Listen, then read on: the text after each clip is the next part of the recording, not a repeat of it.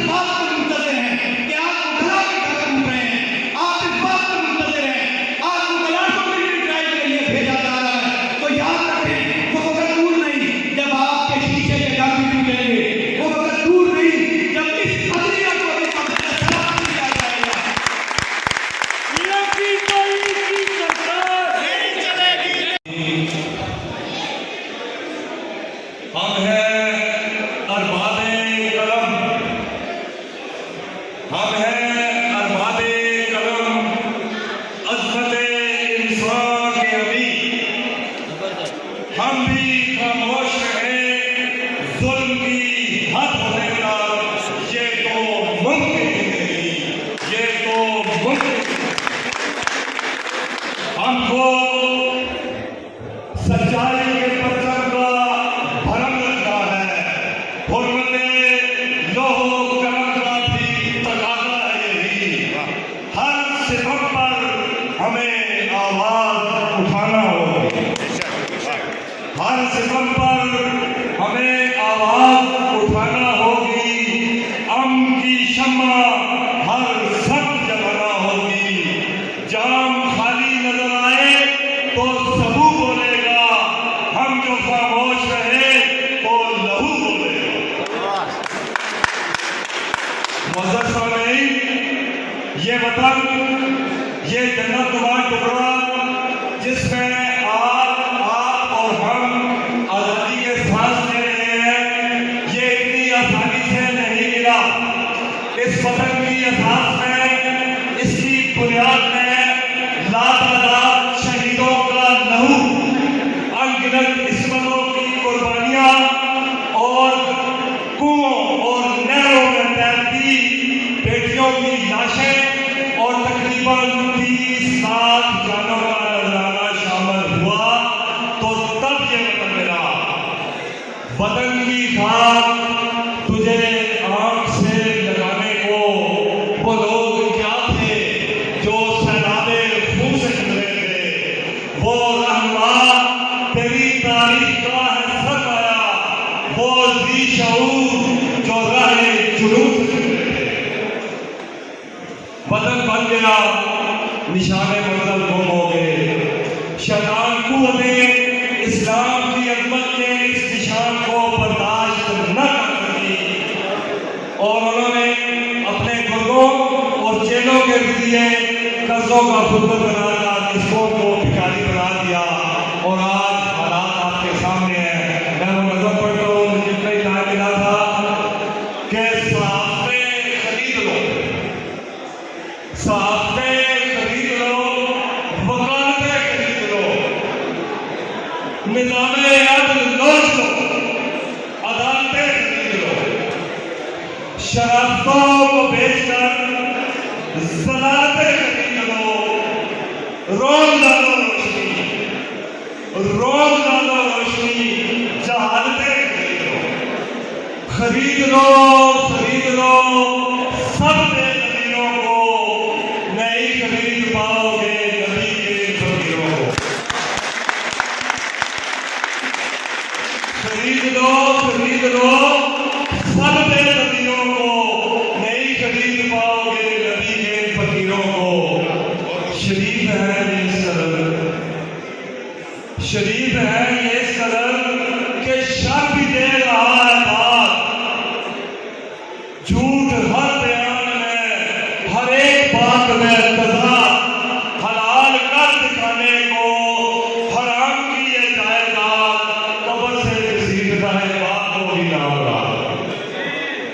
शर्म से